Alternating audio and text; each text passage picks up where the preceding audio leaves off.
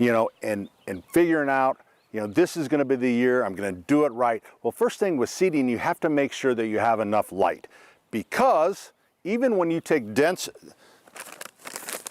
seed, if you read the fine print, which most of us won't, it will say it needs 3 to 4 hours of sunlight to grow. Well, when we think of dense shade, yes, you're right, we think of dense shade. So if you do have dense shade that's really dense, you really might think about doing mulch. See, like up there by the patio, there's not enough light there during the day, so it's a mulched bed, and that's how it works. However, right here in the middle of the yard, this is actually a spot that I was recording for Channel 13 last year, and the bag of fertilizer was leaking.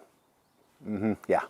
So if you ever wonder what happens when a spot gets too much fertilizer, this is pretty much it. It burns it, and nothing has grown there since. So I thought this would be the time to plant grass seed. Now, the thing you have to remember, seed is not going to germinate until soil temperature is in the 50s. So when we look on the bag and we see germination rates 5 to 7 days, that's out the window if the soil is not in the 50s, mid 50s to almost 60 degrees.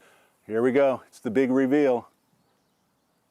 49 degrees, we're getting close. So 49 degrees currently, so with the heat that we had last week, we've got a few cool days, but I think it's gonna warm back up.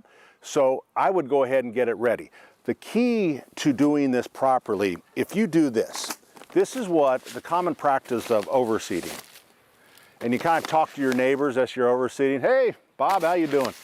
Well, overseeding will get you about less than 1% germination because the seed has to come in contact with the soil. So it's very important that if you're doing a spot, yeah, it's a garden weasel, for gosh sakes. You heard me. All right, so you have to break up the soil. All right, so you break up the soil. I'm using what's called common seeds because I'm patching. Common seeds are bluegrass, fine rye, and some fescue. It's blue because Scott's puts a little coating on it to help hold the moisture, because they know that if it doesn't get watered, the stuff can die.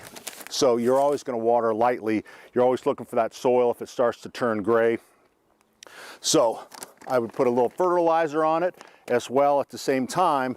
And then if you had a rake, if I had remembered to bring a rake, so what I would do to my spot, I would lightly rake it, even knowing that I'm still going to see the soil. I don't want to bury the seed more than 1/4 of an inch. So I get it like that. Now I want to compress it.